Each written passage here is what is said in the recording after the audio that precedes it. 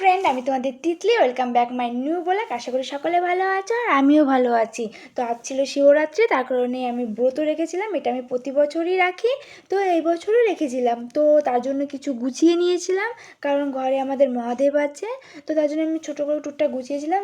তার কারণে তার মাথায় দুধ ঢালার জন্য, দুধ বা জল ঢালা, যাই হোক, ঢালার জন্য গুছিয়ে নিয়েছিলাম। তো প্রতি বছর আমার মাই গোছায়, তো এবছর আমি গুছিলাম, কারণ আমার মা ছিল না। তো আমি গুছিয়েছিলাম, আমার দিদি আমাকে হেল্প করেছিল সাথে। তো আমি এখানে জল ঢেলে স্টার্ট করে দিয়েছিলাম, কারণ বিকালবেলা লাগার কথা ছিল, তো সন্ধ্যা হয়ে গেছিলো। তো তার কারণে, কারণ আমাদের প্রচুর দেরি হয়ে গেছিলো। আর একটু গোছানোর ইচ্ছা ছিল ভালো মতো, বাট খুব তাড়াহুড়া করে গুছিয়েছিলাম। বাট আমাদের দেরি হয়ে গেছিলো, ভাবছিলাম এখনও টাইম আছে করতে করতে। তো আমি এখানে ঢেলে নিয়েছি। বাট আমার যদি কোনো ভুল থাকে অবভিয়াসলি আমাকে মহাদেব ক্ষমা করবে, কারণ আমি আগে পরে এরকমভাবে গোছাইনি। তো এখানে আমি ঢেলে নিয়েছি, তারপর আমার দিদি ঢেলে নিয়েছিল, কারণ আমাদের তাড়াতাড়ি করতে হবে, আমাদের রেডি হতে হবে, একটু বাইরেও যেতে হবে ঢালার জন্য। তো আমরা এখানে একটু প্ল্যান করেছিলাম বাইরে ঘরেরটা করে।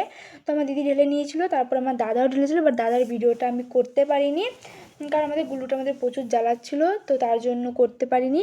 তো আমি কেবল চাই তোকে ভিডিও করে দেবো, তার জন্য সেখানে বসেছে, অনেক কিউটি কিউটি লাগছে ওকে দেখতে। তো আমি এখানে গুছিয়ে নিয়েছিলাম, একটু ভোগ রান্না করেছিলাম, সাবুর পায়েস বলে এটাকে। তো আমি এখান থেকে ভিডিওটা করতে চেয়েছিলাম, বাট করতে পারিনি, কারণ একা আমি আর দিদি মিলে করেছিলাম, তো বাট প্রচুর তাড়াতাড়ির কারণে হয়নি করা। তো আমি এখানে কিছু ফটোশ্যুট করে নিচ্ছিলাম, নিজের একটু ছবি তুলছিলাম, সাথে ভিডিও করছিলাম। বাট আমার দিদিমাকে তাড়া দিচ্ছিলো, ওঠে দেরি হয়ে গেছে, রেডি হতে হবে। তো তার কারণে আমি রেডি হতে চলে গেছিলাম। তো আমি এখানে একটু হাতে আলতা পরে নিয়েছি, দেখতে পাচ্ছি, সাথে পায়েও আলতা পরেছিলাম। বাট আমি পায়ে আলতা পরেছি দু হাত দুই সুন্দর করে, বাট আমার ডান হাতের অবস্থা প্রচুর খারাপ ছিল। খুবই সুন্দর লাগছিলো আমার পা দুটো আমার কাছে, বাট আমার ডান হাতের অবস্থা প্রচুর খারাপ ছিল, কারণ ওটা খুলে আলতাটা পরার কারণে ওরকম হয়েছে। তো তোমরা দেখতেই পাবে, দেখো আমার ডান হাতের অবস্থা প্রচুর খারাপ। তো আমি এখানে শাড়ি পরবো, রেডি হবো, প্রচুর দেরি হয়ে যাবে। তো তার কারণে শাড়িটা বের করে রেখেছিলাম আগে থেকে, দেখতে পাচ্ছি শাড়িটা পরা আমার খুব আগে থেকে ইচ্ছা ছিল আমার দিদির, বাট কখনো পরা হয়নি। তো চলো ফাইনালি রেডি হয়। তো দেখো রেডি হয়েছি, আমার তো আর খুবই ভালো লাগছিলো শাড়িটা পরা, ফার্স্ট টাইম এত সুন্দর লাগছিলো শাড়িটা। কোনো একটা শাড়ি পরে এরকম লাগছিলো আমার কাছে। তো আমার কাছে ভালোই লাগছিলো, তোমাদের কাছে কেমন লাগছিলো অবভিয়াসলি কমেন্ট করে জানাবে। আমি রেডি হয়েছিলাম, আমার দিদি হেল্প করেছিল। তো চলো যাওয়া যাক বাইরে। তো আমি এখানে থালাটা গুছিয়ে নিয়েছিলাম, কারণ আমার দাদা প্রচুর আমাকে তাড়া দিচ্ছিলো আমাদেরকে, যে তাড়াতাড়ি রেডি হয়ে দেরি হয়ে যাবে। তো এখানে আমার দিদিকে দেখো, আমার দিদি ফাইনাল লুকস, খুবই সুন্দর লাগছিলো ওকে দেখতে, ও থালাটা নিয়ে দাঁড়িয়েছিল। তো আমরা এখানে মন্দিরে চলে এসেছিলাম, বাট আমরা গাড়ি করে এসেছিলাম, বাট আমাদের ভিডিও করতে পারিনি, কারণ পুজোর থালাটা আমার কাছে ছিল, ওখানে এরকম দুধ ছিল তো ঘটিতে, তো তার কারণে আমি ভিডিওটা করতে পারিনি। তো এখানে এসে দেখেছি পুজো স্টার্ট হয়ে গেছে, এখানে সবাই ছিল, সবাই চলে এসেছিলো। এখানে আমি আর আমার দিদি কিছু ফটো তুলে নিচ্ছিলাম, আমি আর আমার দিদি মিলে কিছু ফটো তুলছিলাম, সুন্দর করে একটু ভিডিও করছিলাম। তো আমার দিদিকে আমাকে কেমন লাগছে অবভিয়াসলি বলবে।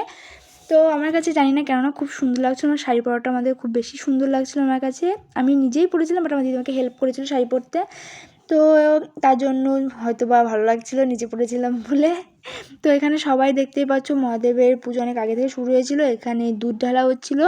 তো ওনাকে অনেক রকমভাবে স্নান করানো হয়েছে, দুধ, ঘি, মধু, তারপরে হলুদ। তো আমরা পুরোটা দেখতে পাইনি, এখানে দুধ ঢালা হয়েছিল, পরে আরও আস্তে আস্তে সবটাই করেছিল, পুরো ভিডিওটা তো করতে পারিনি, আস্তে আস্তে টুকটাক কেটে কেটে করেছিলাম। এখানে দেখতে পাচ্ছ কত মানুষ এসেছিলো, অনেক মানুষ এসেছিলো এখানে। তো তারপরে এখানে মহাদেবকে হলুদ দিয়ে স্নান করানো হয়েছিল দুধের পরে, তো আমি যেটা দেখেছিলাম। তো এখানে দুধের পরে হলুদ দেওয়া হয়েছে, দেখো কত সুন্দর লাগছে। জানি না হলুদ দেওয়ার পরে না লুকটা একটু চেঞ্জ হয়ে গেছে ওনার, অনেক সুন্দর লাগছিলো। তো আমার কাছে তো খুবই ভালো লাগছিলো, আমি প্রতি বছর করি, কে কে করো অবভিয়াসলি আমি কমেন্ট করে জানাবে। শিবরাত্রি, তো এখানে আমরা বসে থেকে সবাই জল ঢালতে চলে এসেছিলো প্রথম প্রহরের। তো আমরা প্রথম প্রহরেরটা ঢেলেছিলাম, বাট আমি ভিডিওটা করতে পারিনি, আমি যখন জল ঢালছিলাম বা দুধ ঢালছিলাম, কারণ সবাইকে 3-4জনকে একসাথে বলেছিলো ঢালতে, কারণ টাইমটা ছিল না। তো তার কারণে হয়তো আমি ভিডিওটা করতে পারিনি। তো আমরা এখানে দুধ ঢেলে তো আমরা বাড়ি যাওয়ার জন্য রেডি হয়েছিলাম, কারণ আমাদের 4 পোহ ঢালাটা অসম্ভব ছিল। তো আমাদের ঢালা হয়ে গেছিলো, দেখো আমাদের কেমন লাগছে অবভিয়াসলি বলবে।